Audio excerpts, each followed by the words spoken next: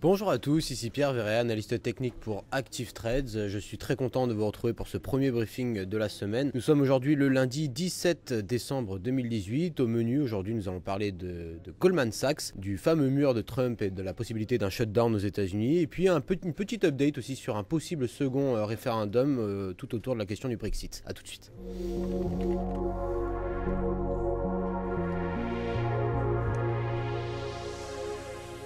Tout d'abord un petit tour au niveau du marché des actions internationales. Du jour au lendemain, nous avons pu voir l'indice MSCI Asia Pacifique progresser de 0,3% alors que le Nikkei 225 au Japon a quant à lui clôturé en hausse de 0,62%. Séance un petit peu mixte en Asie puisque les indices chinois ont quant à eux corrigé pas très fortement puisqu'on n'est pas non plus sur des mouvements exceptionnellement directionnels avant la réunion de la Fed, mais quand même les investisseurs semblent heureux des déclarations de Pékin quant à la confirmation de la réduction des barrières douanières sur le marché automobile américain juste avant les décisions de la Banque du Japon et de la Réserve fédérale. En Europe, l'indice Stoxx 600 était en baisse de 0,3% à l'open. Les détaillants du Royaume-Uni ont pris un coup après la publication de nouvelles plus décevantes pour le secteur. Aux États-Unis, les futurs sur l'indice S&P 500 indiquent peu de mouvement à l'ouverture. Le rendement du trésor à 10 ans s'établit à 2,882% et l'or se traite légèrement à la hausse. Il semblerait qu'il n'y ait pas de gros mouvements à attendre en ce début de semaine, l'immense majorité des investisseurs ayant les yeux tournés vers la prochaine réunion de la Fed qui se tiendra ce jeudi. Goldman Sachs dans la tourmente, le scandale de longue date concernant le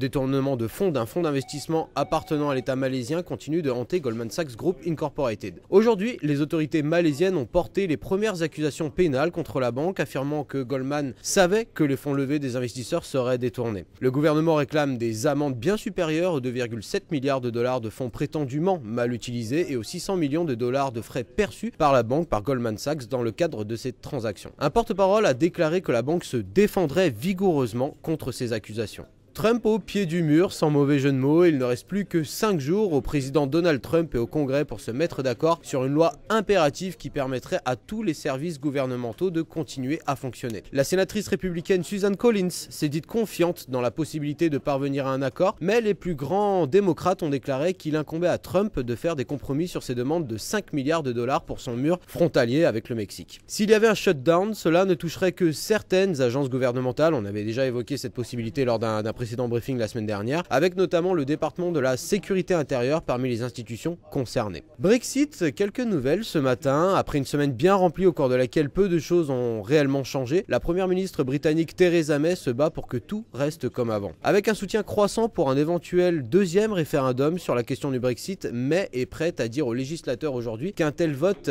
effriterait, briserait la confiance du peuple britannique. Dans le même temps, les ministres continuent de faire pression pour que le Premier ministre tienne une série de votes informel au Parlement afin de montrer que le soutien accordé à l'une des options actuellement sur la table est insuffisant. Décision qui pourrait imposer un deuxième référendum. Voilà, on va finir aussi sur un petit mot de la Fed. On n'a pas de gros mouvements sur les marchés actions, en tout cas ce matin. La majorité des investisseurs ont tous les yeux tournés vers la décision de la Fed. Je rappelle que lors du dernier meeting de Jerome Powell, ce dernier avait annoncé justement, avait adopté un ton beaucoup plus accommodant en freinant la hausse de taux et surtout en déclarant que les taux étaient juste en dessous du niveau neutre, ce qui venait un petit peu en contraste avec la réunion qu'on a vue au mois de septembre. Donc voilà, on est un petit peu dans l'attente, savoir si Jerome Powell va confirmer le dernier élan accommodant de la dernière session, ce qui, j'allais dire, pourrait plonger tous les actifs en dollars significativement baissière, ou est-ce qu'au contraire, comme un petit peu l'anticipent les investisseurs et le consensus des analystes, on devrait assister à une nouvelle hausse de taux, la dernière pour 2018. Le temps nous le dira, la réunion aura lieu jeudi. En tout cas, faites attention à vous, à vos tailles de position. Moi, je vous retrouve demain pour un prochain briefing. N'hésitez pas à lâcher un petit like si cette vidéo vous a plu, un petit commentaire, ça fait toujours plaisir. En attendant, bon trading, bon courage et à demain.